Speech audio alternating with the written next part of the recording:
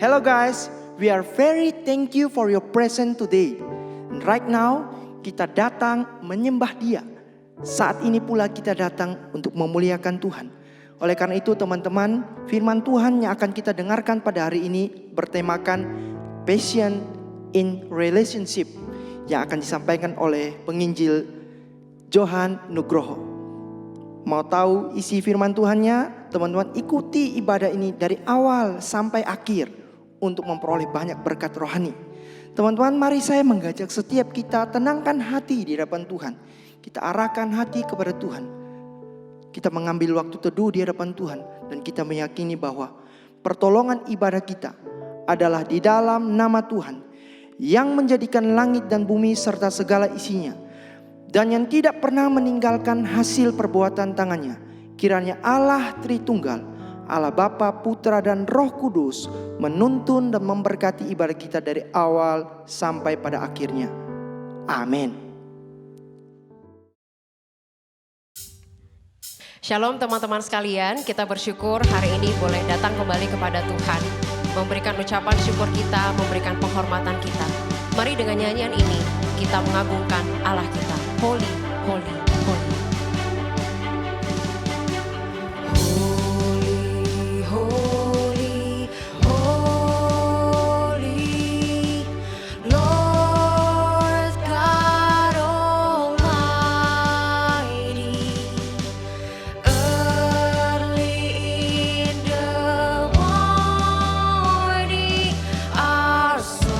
Shall rise to thee.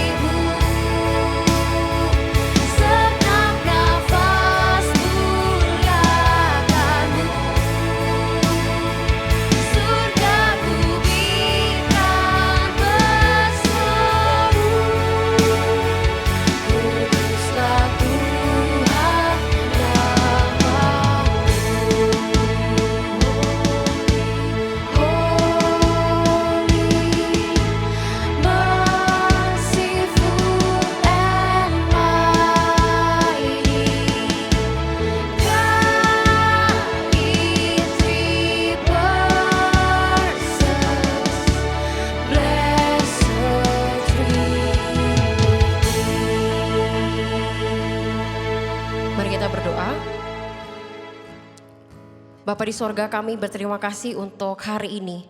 Tuhan berikan kami kekuatan, berikan kami sukacita baru untuk kami boleh menyembah Tuhan.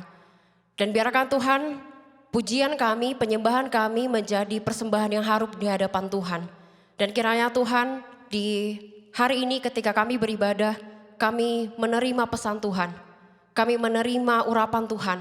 Sehingga kami Tuhan boleh diubahkan melalui ibadah ini, bukan hanya menjadi pendengar atau hanya memberikan nyanyian kami, tetapi kami menjadi pelaku firman Tuhan. Di doa kami Bapa, kami mau bersorak-sorak bagi Engkau. Terimalah pujian kami. Di dalam nama Tuhan Yesus kami berdoa. Amin. Teman-teman, Tuhan Yesus adalah satu-satunya pribadi yang tak akan pernah meninggalkan setiap kita. Amin. Tuhan Yesus adalah sahabat sejati kita.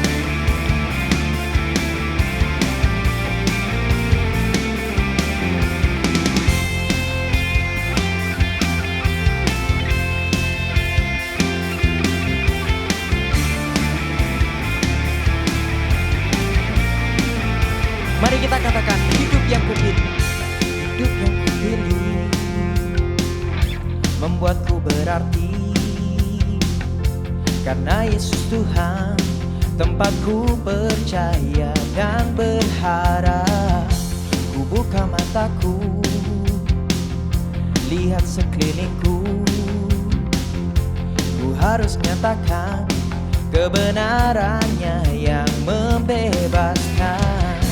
Karena kuasa-Mu, karena kehebatan-Mu, ku dapat lakukan perkara besar yang Engkau janjikan. Yesus, Kaulah sahabatku. Yesus, Kau yang akan selalu berada di sisiku. Kau sumber kuatku. Yesus, Kaulah sahabatku. Yesus, Kau yang tak pernah jemu-jemu di sisiku. Kau sumber kuatku.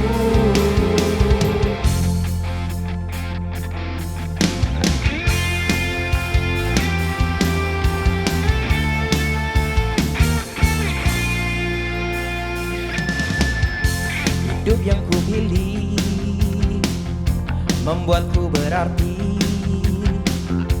karena Yesus Tuhan tempatku percaya dan berharap. Ku buka mataku, lihat sekelilingku, ku harus nyatakan kebenarannya yang membebaskan. Karena kuasa-Mu, karena kehebatan-Mu, ku dapat lakukan perkara besar yang Engkau janjikan. Yesus, Kaulah sahabatku. Yesus, Kau yang akan selalu berada di sisiku. Kau sumber kuatku. Yesus, Kaulah sahabatku. Yesus, Kau yang tak pernah jemu-jemu di sisiku. Kau sumber kuatku.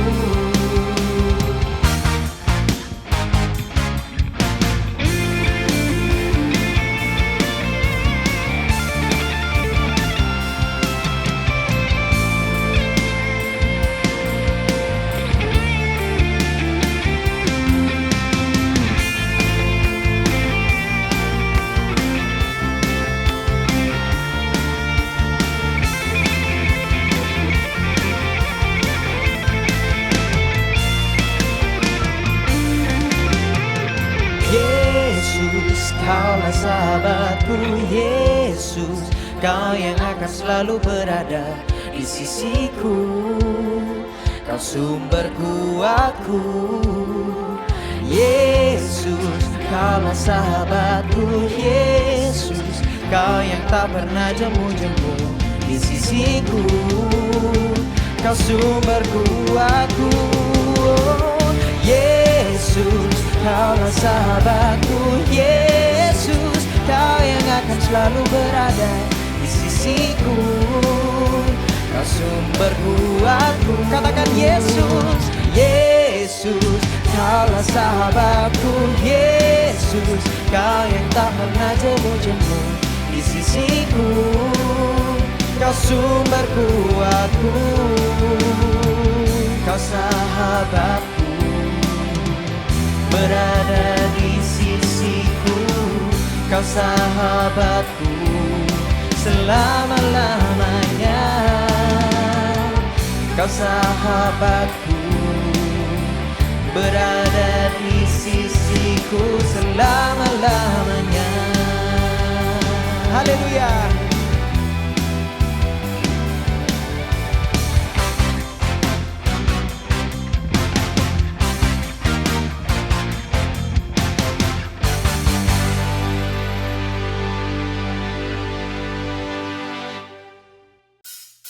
Firman Tuhan yang menerangi jalan kita.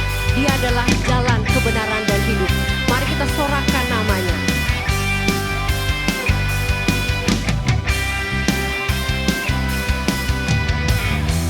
Firman terangi jalanku,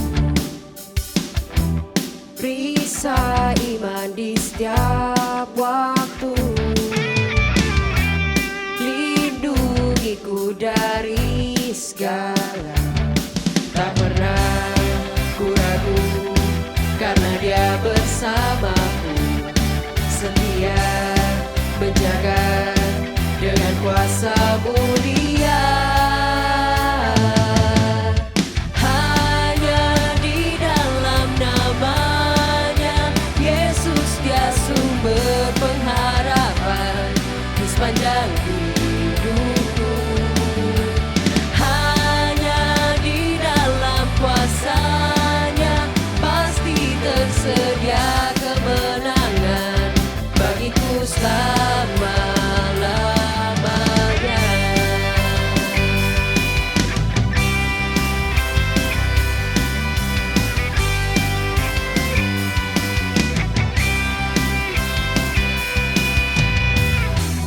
Kebenaran yang bebaskan selalu berikanku kekuatan hadapi segala tantangan.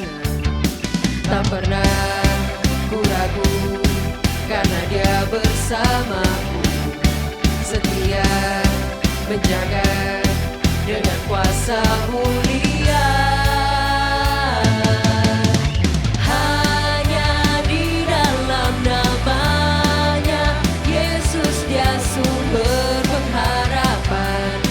Sepanjang hidupku, hanya di dalam kuasanya pasti tersedia kemenangan bagiku selama-lamanya.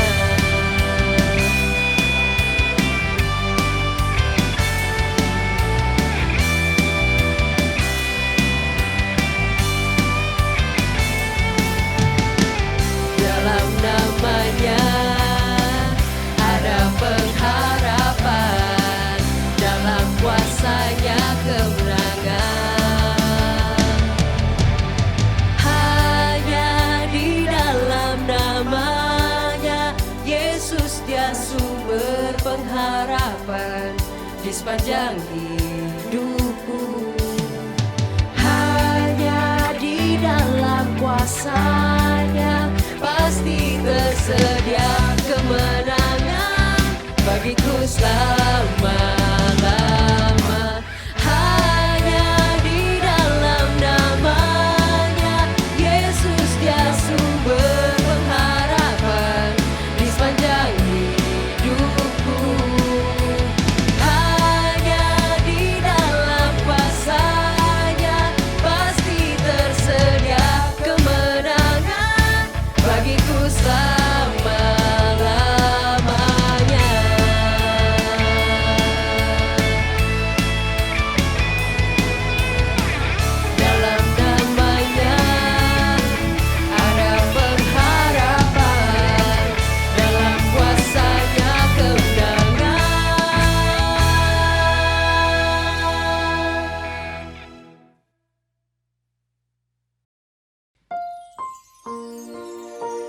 teman-teman, sebentar kita akan mendengarkan firman Tuhan. Mari kita siapkan hati kita lebih lagi. Kita membuka diri kita untuk membiarkan Tuhan Yesus datang dalam kehidupan kita.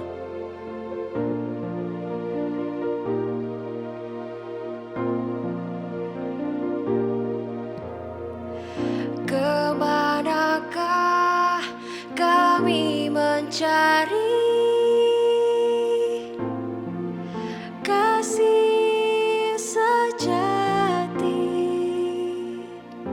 Kemanakah kami berseru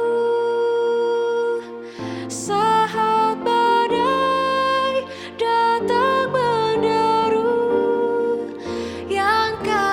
Yang kami tahu hanya Kau yang mampu pulihkan segala sesuatu.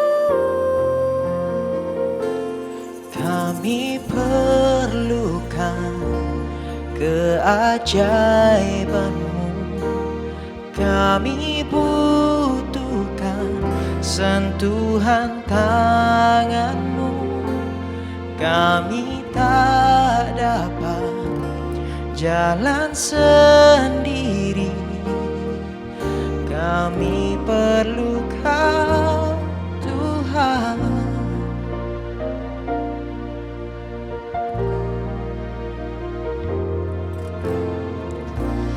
Kemanakah kami mencari kasih sejati? Kemanakah kami berseru saat badai datang menderu? Yang kami tahu hanya Kau yang mampu pulihkan segala sesuatu. Katakan, kami perlu Kau, Tuhan. Kami perlukan keajaiban-Mu, kami butuhkan sentuhan tangan-Mu. Kami tak dapat jalan sendiri, kami perlu Kau, Tuhan.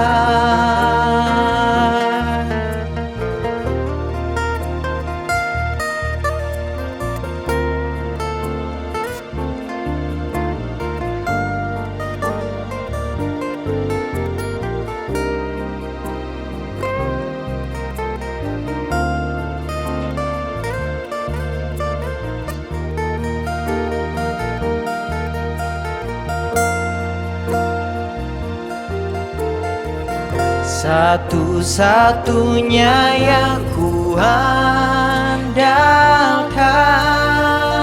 satu-satunya yang ku percaya, Engkau sumber kekuatan, sumber pengharapan, sumber kedamaian. Satu-satunya yang ku andalkan, satu-satunya yang ku percaya, Engkau Tuhan memberkati, Tuhan penyembuhku, Tuhan pemulihku. Engkau Tuhan memberkati, Tuhan penyembuhku, Tuhan pemulihku.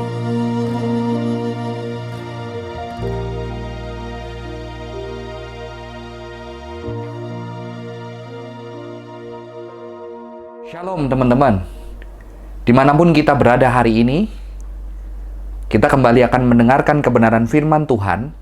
Sebelumnya mari kita bersatu hati di dalam doa. Tuhan, kami datang dengan segala keberadaan kami. dimanapun kami berada, kami akan mendengarkan kebenaran firman Tuhan. Kiranya Tuhan boleh berbicara kepada setiap kami. Kiranya Tuhan boleh menyapa kami, berbisik di batin kami yang dalam, menyejukkan hati kami, menghangatkan jiwa kami, dan kebenaran firman-Mu boleh meneguhkan kami ketika kami berelasi dengan Engkau. Berkati hamba yang mempersiapkan, yang akan menyampaikan kebenaran firman ini, kiranya boleh menjadi berkat buat teman-teman dimanapun mereka berada. Di dalam nama Tuhan Yesus Kristus, kami berdoa. Amin. Beberapa tahun belakangan ini kita sangat familiar dengan kata passion. Ada anak-anak yang datang kepada saya berkata, "Kok gue lagi bergumul nih kok?" Bergumul apa? Passion gue itu sebetulnya apa ya? Gue kok nggak tahu ya apa yang gue suka. Karena gue nggak mau kok, gue nggak mau kerja yang bukan passion gue. Gue udah coba ini kok, tapi ternyata ketika aku coba ini, kok lama-lama gue bosen ya kok. Dan aku coba yang lain lagi. Jangan-jangan gue ini bosenan ya kok ya. Jadi sebetulnya aku sendiri nggak tahu passion gue apa. Jadi kata passion ini teman-teman, itu sesuatu yang nyata, sesuatu yang sepertinya menjadi penting beberapa tahun belakangan ini. Sehingga banyak anak benar-benar serius memikirkannya. Bahkan mungkin sampai bertahun-tahun ketika memikirkan, dia nggak ngerti passion dia apa. Hari ini kita akan bicara secara khusus, passion itu apa terkait dengan relationship. Dan dalam konteks ini, bagaimana kita berelasi dengan Tuhan. Saya ajak teman-teman untuk kembali sebentar melihat penggunaan kata passion, dan secara khusus hari ini kita kembali melihat bagaimana filosof-filosof di zaman dulu memahami kata passion ini. Pertama kita akan melihat dari seorang filosof Yunani yang terkenal, yang cukup besar, yang sangat besar bahkan, yang bernama Plato. Ternyata bagi Plato, passion itu adalah terjemahan dari satu kata pathos. Dan kata pathos ini tidak sesuatu yang bersifat positif seperti yang kita katakan hari ini dengan passion. Ternyata kata pathos ini bersifat negatif, teman-teman. Plato melihat pathos itu sebagai to emphasize, to seek. Jadi untuk menekankan adanya masalah, ada kesakitan di sana. Morbid, berbicara tentang sesuatu yang ada unsur abnormal, ada yang tidak sehat. Jadi berbicara juga tentang incurable nature of the effect dan juga their pathological side. Jadi passion ini ternyata berbicara sesuatu yang pathological, sesuatu yang tidak waras, tidak sehat, tidak jelas. Mengapa? Karena passion ini dilihat sesuatu yang unstable, berubah-ubah, nggak jelas. Tetapi pemikiran Plato itu dilanjutkan oleh muridnya yang bernama Aristotle.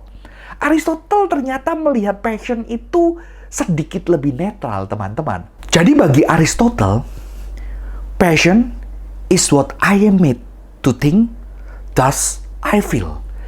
Passion itu ada unsur pikiran, tetapi juga ada unsur perasaan.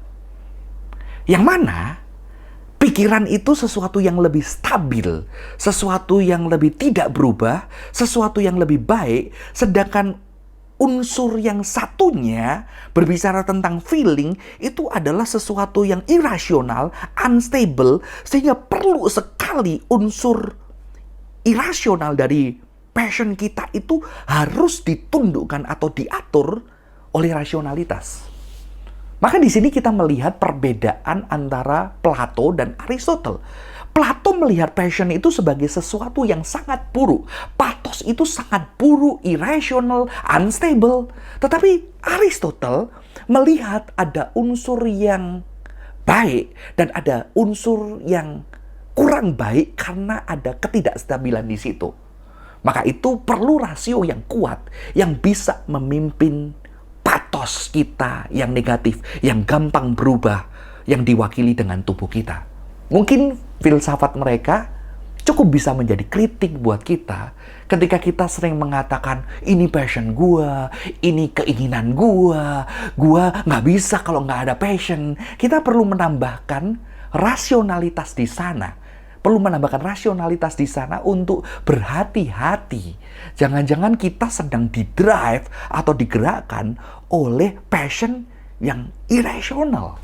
Tapi apakah kekristenan setuju sepenuhnya dengan para filosof Yunani yang kita bahas tadi?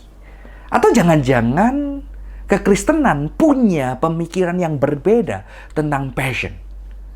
Saya akan mengajak kita melihat seorang pemikir atau filosof Kristen yang bernama Agustinus.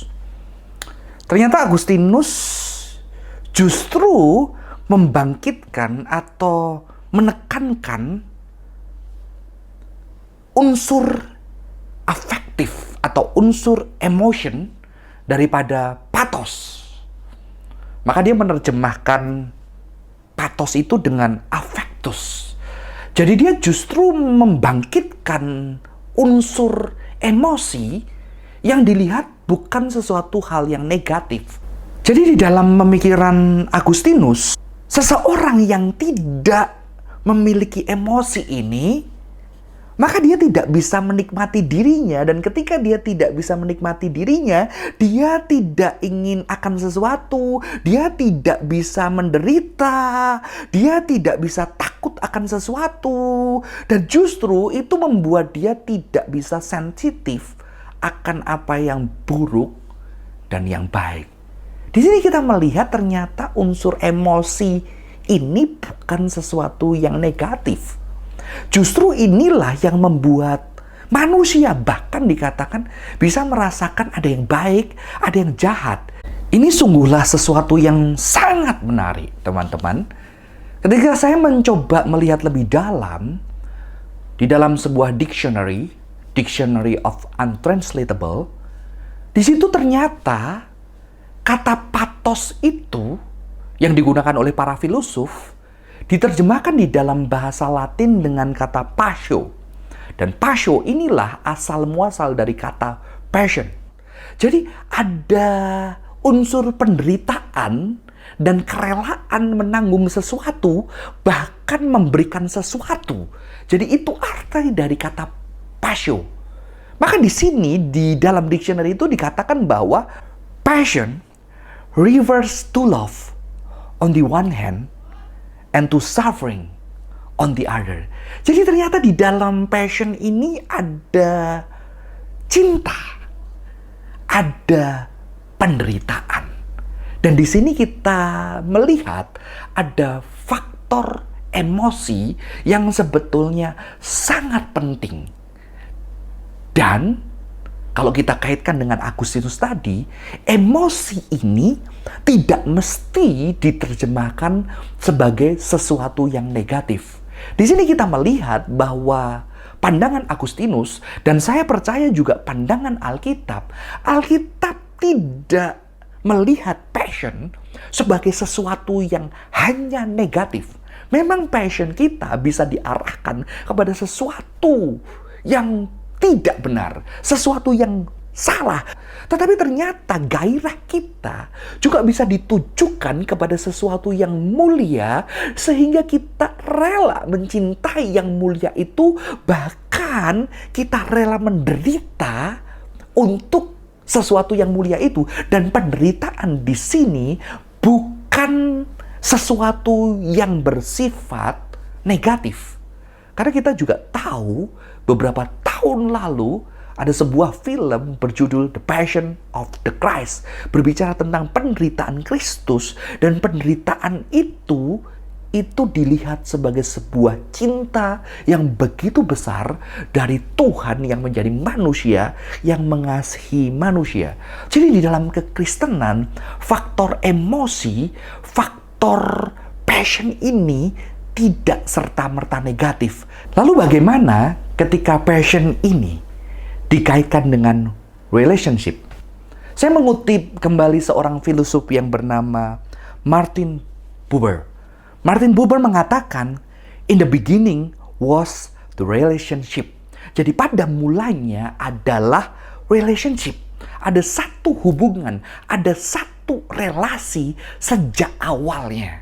Maka tidak heran teman-teman, ketika Allah pertama kali di Taman Eden, Allah menciptakan manusia, dan bahkan Allah tidak membiarkan manusia itu sendiri. Adam tidak dibiarkan sendiri. Adam berelasi dengan alam, dengan binatang-binatang, dengan alam yang ditempatkan dengan dia untuk dirawat dan untuk dijaga. Tetapi Allah tidak hanya menciptakan binatang dan alam itu.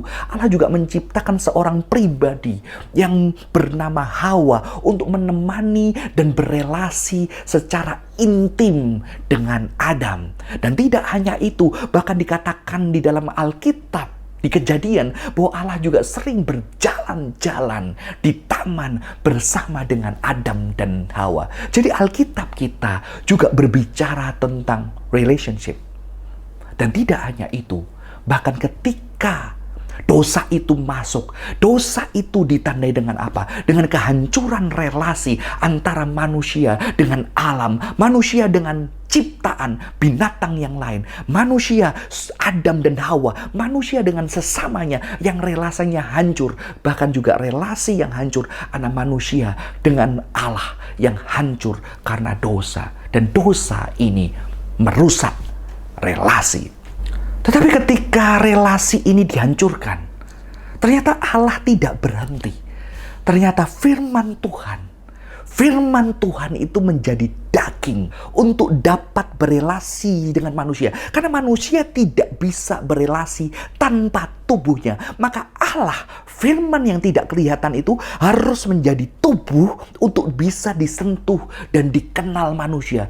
Dan bukan hanya itu, dia rela mati untuk memulihkan hubungan manusia dengan Allah, hubungan manusia dengan sesamanya, hubungan manusia dengan alam, hubungan manusia dengan ciptaan lain, supaya ada shalom, ada keutuhan relasi di bumi ini. Apa yang dapat kita pelajari dari gairah Allah berelasi dengan manusia? Saya mengajak kita membaca bagian firman Tuhan 1 Korintus 1 ayat yang ke-27a. Dikatakan bahwa tetapi Allah memilih apa yang bodoh dari dunia untuk mempermalukan orang-orang yang berhikmat. Jadi kita bisa belajar satu hal di sini, ada kebodohan Allah, the foolishness of God. Kalau kita melihat di dalam pemikiran filsafat Yunani tadi, mereka menekankan rasionalitas, bahwa passion itu harus dipimpin dengan rasio yang sehat. Nggak boleh irasional, karena passion itu berbahaya. Tapi kalau kita melihat cinta Tuhan, apakah cinta Tuhan itu rasional? Mungkin kita bisa mengatakan bahwa cinta Tuhan itu patetik. Cinta Tuhan itu irasional. Cinta Tuhan itu bodoh, stupid, full, poor, crazy, sick, atau weak. Cinta Tuhan itu tidak masuk akal. Jadi untuk kita belajar dari Yesus, pertama yang kita bisa pelajari adalah the foolishness of God. Jadi kebodohan dari Kristus. Mengapa? Karena bodoh sekali, tidak masuk akal, irasional, sakit, patetik ketika Tuhan, pencipta semesta alam yang begitu indah, yang penuh dengan kasih, akhirnya memilih menjadi manusia tidak berdaya, dan karena cintanya dan karena kerinduannya mau memulihkan relasinya dengan manusia, mau memulihkan relasi manusia dengan manusia yang lain, dia bahkan mengorbankan dirinya, bahkan dia menderita begitu puncak sengsara, kesepian, kehilangan banyak hal, dan itu kebodohan. Kalau kamu tidak pernah menjadi orang bodoh, maka kamu tidak akan bisa memiliki passion. Don't be afraid to be foolish. Jangan takut jadi orang bodoh. Karena kita punya Allah yang bodoh ketika dia memilih untuk mengasihi Anda dan saya. Waktu Korintus ini ditulis, jemaat pada waktu itu terjadi perpecahan. Mereka ada yang merasa aku adalah golongan Apolos, aku adalah golongan Yesus, aku adalah golongan Kefa, dan mereka merasa dirinya spesial, dan mereka merasa pemimpin yang mereka percaya itu lebih hebat dari yang lain. Paulus dengan keras menegur mereka dan mengatakan, justru yang bodoh itulah yang dipilih Allah untuk mempermalukan orang-orang berhikmat. Kekristenan berbicara tentang kebodohan, dan cinta itu adalah kebodohan. Karena cinta rela menderita demi sebuah relasi. Hari-hari ini banyak anak muda yang saya jumpai. Cinta aja tidak akan bisa membuatmu hidup. Kamu perlu uang buat hidup. Ya, memang uang bukan segalanya, tetapi kamu perlu uang untuk hidup. Nggak bisa kamu hanya dengan cinta. Karena cinta itu kamu pergi ke pasar, kamu belanja, nggak bisa beli apa-apa. Jadi kita tidak bisa hidup dengan cinta. Tapi kekristenan mengajarkan Tuhan kita adalah cinta. Jadi ketika seseorang mencintai dengan benar, dia akan rela menderita untuk orang-orang yang dicintai, memberikan dirinya, memberikan nyawanya, memberikan perhatiannya, tenaganya, kekuatannya, kecerdasannya untuk orang-orang yang dicintai, untuk yang terbaik yang dia bisa buat orang-orang yang dicintai. Saya tidak setuju dengan pandangan tadi yang mengatakan cinta tidak bisa menghidupi kamu. Dan sejak muda saya selalu berpikir, ketika saya mencintai seseorang, saya harus memberikan yang terbaik. Mungkin di zaman ini akan dikatain, bucin lo, budak cinta. Ya, saya budak cinta. Karena God is love.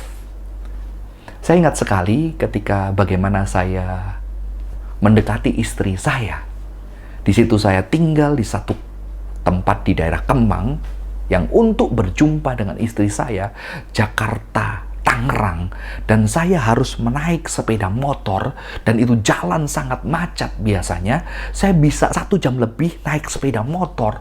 Waktu itu saya pakai minyak wangi, saya mandi, saya pakai minyak rambut, saya berusaha berdandan yang terbaik. Ketika saya sampai di rumah istri saya, itu bau knalpot, dikasih tisu itu wajahnya hitam, dan saya melakukan itu berulang karena saya mencintai calon istri saya pada masa itu. Dan ketika saya menikah dan saya punya anak, saya memikirkan, saya rela berjuang, berkorban untuk memastikan mereka bisa makan, memastikan mereka bahagia, memastikan mereka tidak kekurangan. Walaupun tentunya sebagai manusia, saya punya keterbatasan. Tapi kalau Anda percaya cinta, Anda percaya cinta Tuhan, Anda percaya dengan kebodohan. Dan untuk belajar, memiliki passion, don't be afraid to be foolish. Pertanyaannya adalah, seberapa banyak kebodohan kita ketika kita berelasi dengan Tuhan? Berapa banyak yang kita sudah lakukan untuk Tuhan, yang mungkin bagi teman-teman kita itu bodoh. Buat apa kamu ke gereja setiap minggu, disuruh kasih persembahan, terus nggak cuma ke gereja, kamu pelayanan, Sabtu latihan, Rabu latihan, Minggu ke gereja, masih kadang-kadang dikritik, dianggap kurang bagus, masih terus dikomplain, nggak ada orang yang hargai kamu, bertahun-tahun kayak gitu. Coba kamu belajar bisnis dengan waktumu datang ke gereja, waktumu melayani, dengerin temenmu yang ada masalah, bukannya kamu sudah punya dapat banyak uang. Mungkin kamu dianggap bodoh ketika kamu mengorbankan banyak hal untuk Tuhan. Dan sepertinya kamu tidak mendapatkan apa-apa. Tapi itu adalah ciri orang yang punya passion. Jadi, don't be afraid to be foolish. Jangan takut jadi bodoh. Dan mencintai, memiliki gairah, rela menderita adalah satu kebodohan. Selanjutnya, kita dapat belajar dari the weakness of God. Kelemahan Allah. Ketika Sang Firman mau memulihkan relasi dengan manusia, Sang Firman itu menjadi daging, bertubuh. Dan berbicara tentang bertubuh, dia dapat disakiti. Dia menjadi lemah. Karena ketika Sang Firman itu belum bertubuh, dia tidak bisa disakiti. Tetapi ketika dia mengambil wujud manusia menjadi daging, tubuhnya bisa tersakiti. Tubuhnya bisa kelaparan, tubuhnya bisa kehausan, tubuhnya bisa kedinginan, bisa kepanasan, bisa ketakutan, bisa merasakan rasa sakit. Dan justru puncak passion of the Christ itu ketika Allah mencintai manusia, menjadi tubuh dan menderita, bahkan menderita sampai mati sengsara di atas kayu salib, sendirian, kesepian, dilupakan, ditinggalkan, disakiti, dan dibunuh. Jadi gairah kasih Allah yang terbesar dinyatakan di dalam kelemahan, the weakness of God. Seorang filosof teolog yang bernama John D. Caputo, di dalam bukunya The Weakness of God, dia mengatakan seperti ini. The kingdom of God is the rule of weak force, like passion and forgiveness. The kingdom is found whenever war and aggression are met with an hour of peace. Jadi ternyata kerajaan Allah berbicara tentang sesuatu weak force, jadi kekuatan yang lemah. Sementara dunia kita mengajarkan kehebatan, kekayaan, kesuksesan, kekuasaan, keteguhan, kebesaran.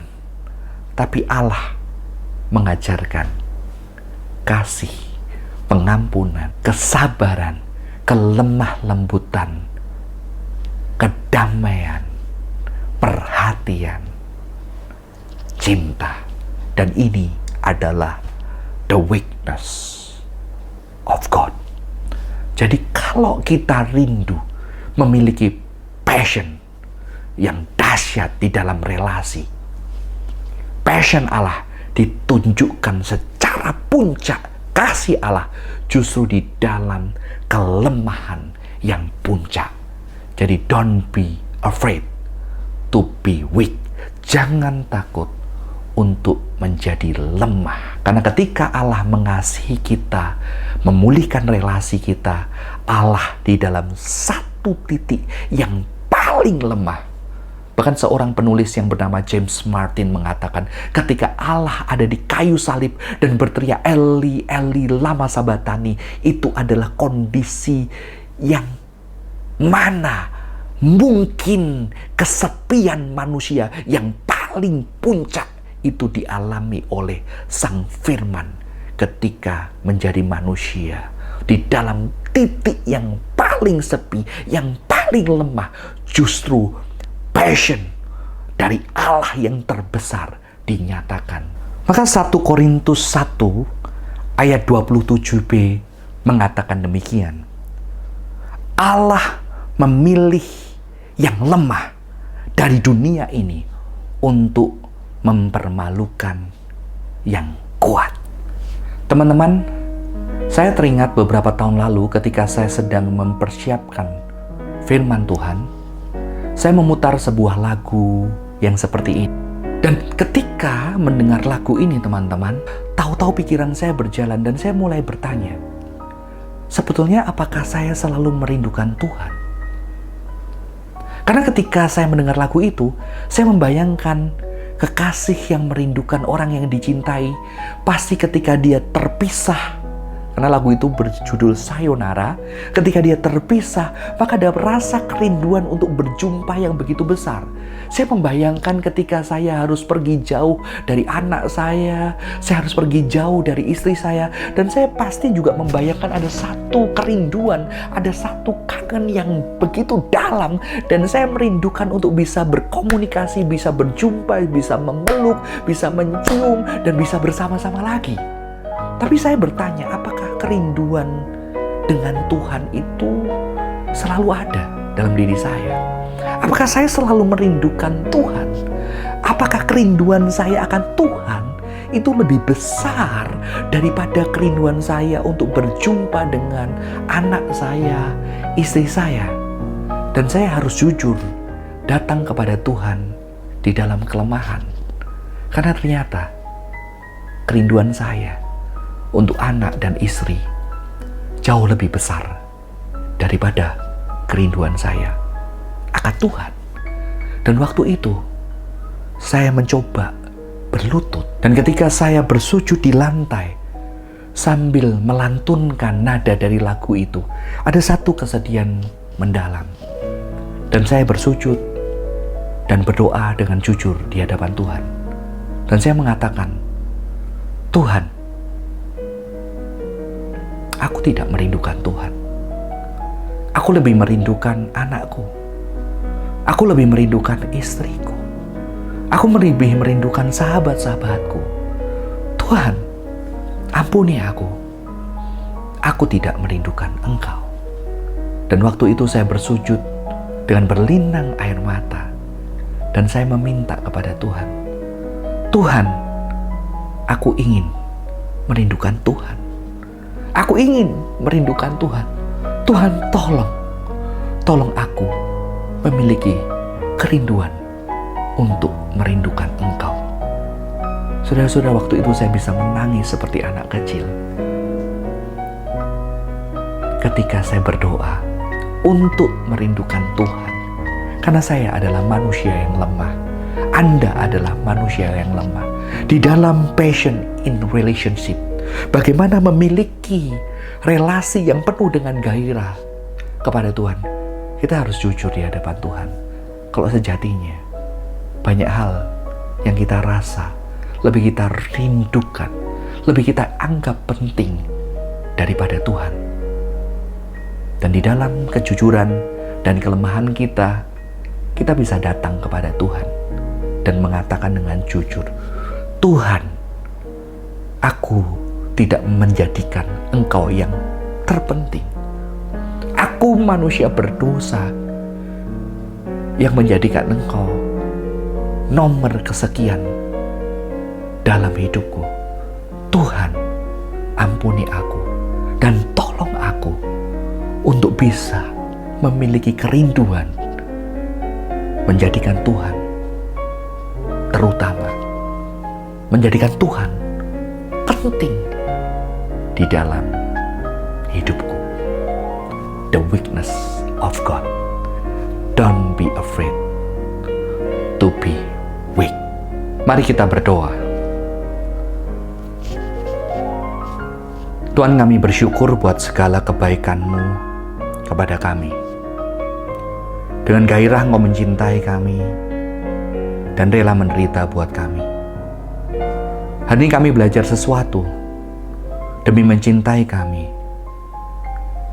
Engkau rela terlihat bodoh. Mencintai kami, manusia yang berdosa, yang kerap menyakiti hati Tuhan. Terima kasih Tuhan buat cinta-Mu.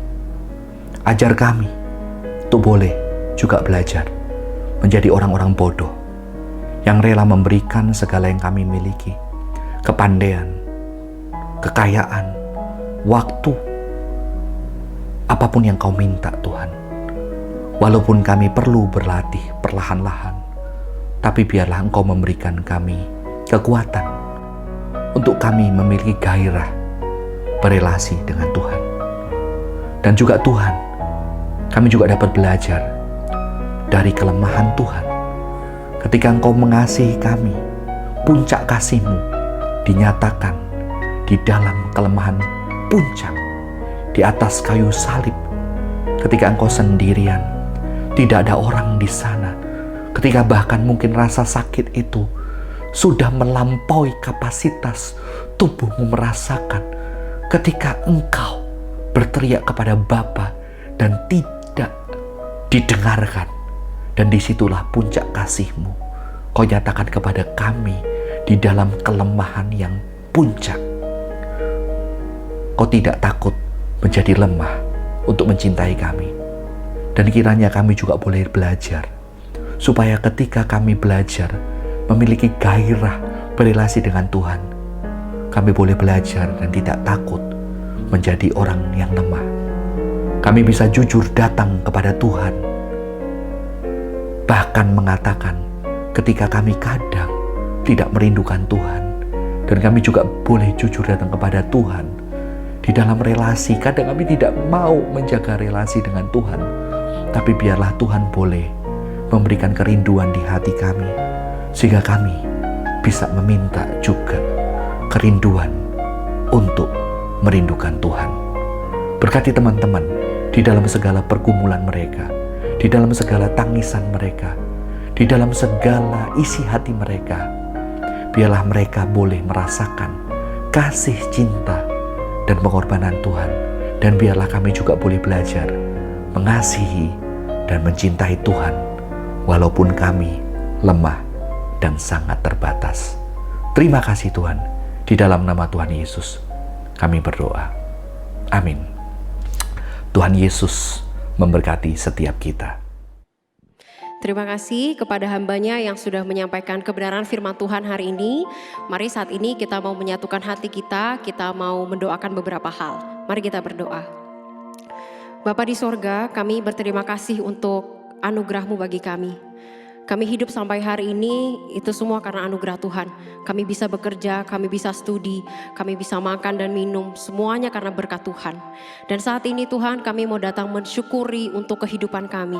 Terima kasih Tuhan untuk kasih setia Tuhan di sepanjang kehidupan kami.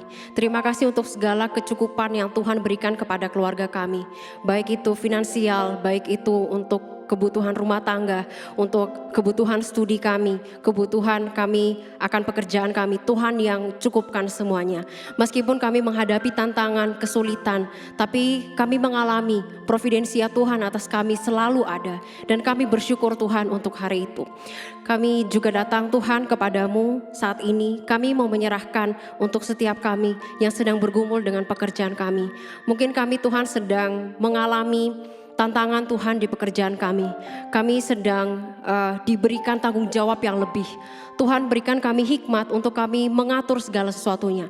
Mengatur waktu kami, mengatur beban kerja kami. Sehingga kami tidak mengeluh tetapi kami mensyukuri apa yang Tuhan kasih. Dan kami mengerjakannya dengan sebaik mungkin.